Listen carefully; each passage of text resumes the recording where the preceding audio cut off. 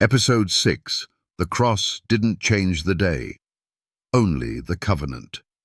If Jesus nailed the Sabbath to the cross, why did he rest in the tomb on that very day? One of the biggest lies ever told is that the Sabbath was nailed to the cross.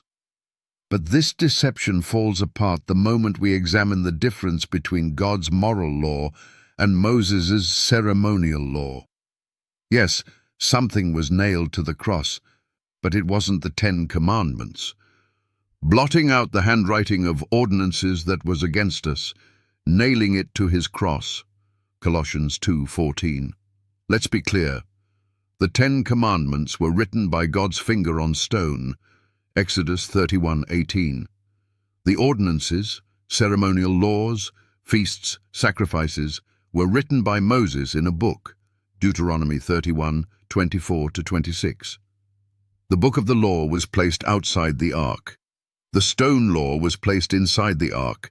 Deuteronomy 31:26 verse Exodus 25:21. These are two separate laws, and only one was abolished at the cross.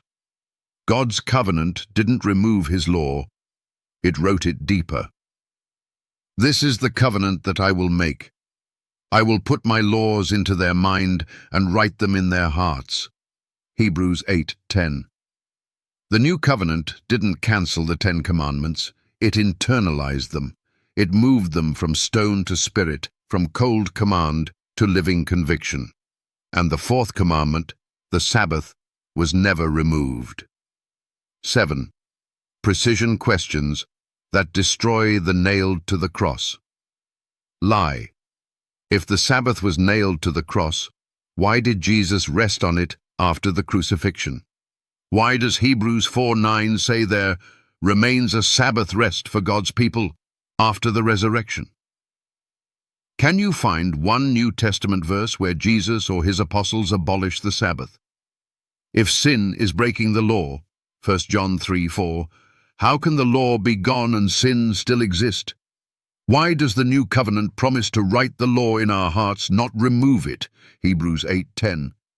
If the Sabbath was part of the moral law, not the ceremonial law, why would the cross abolish it? Why do Revelation's end-time saints still keep the commandments of God, Revelation 14:12, if they were nailed to the cross? Jesus fulfilled the ceremonial law, not the moral law. Jesus was the Lamb of God, the fulfillment of the sacrificial system. When he died, the veil in the temple was torn in two, Matthew 27:51, signifying the end of the priestly system, not the Sabbath. He fulfilled the types and shadows, but he never fulfilled morality into extinction. Think not that I am come to destroy the law. I am not come to destroy, but to fulfill. Matthew 5:17. Fulfill means to complete, uphold, and live out, not to abolish. No one claims fulfilling "thou shalt not kill" means we can now kill. So why treat the Sabbath any differently? The stone law still stands. The 10 Commandments are called the law of liberty, James 2:12, the standard by which God will judge the world, Ecclesiastes 12:13-14. Nothing at Calvary changed that. Nothing on the cross rewrote God's holy day. Final thought. The cross was not a cosmic eraser to delete God's law.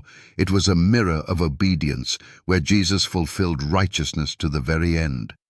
Even in death he kept the Sabbath, resting in the grave on the 7th day, then rising on the 1st day after the Sabbath had passed. So ask yourself, if Jesus didn't change the Sabbath in life, if Jesus didn't change the Sabbath in death, if Jesus didn't change it after his resurrection, who did? I am the Lord, I change not. Malachi 3:6. My covenant will I not break, nor alter the thing that is gone out of my lips. Psalm 89:34. The covenant changed, but God's commandments never did.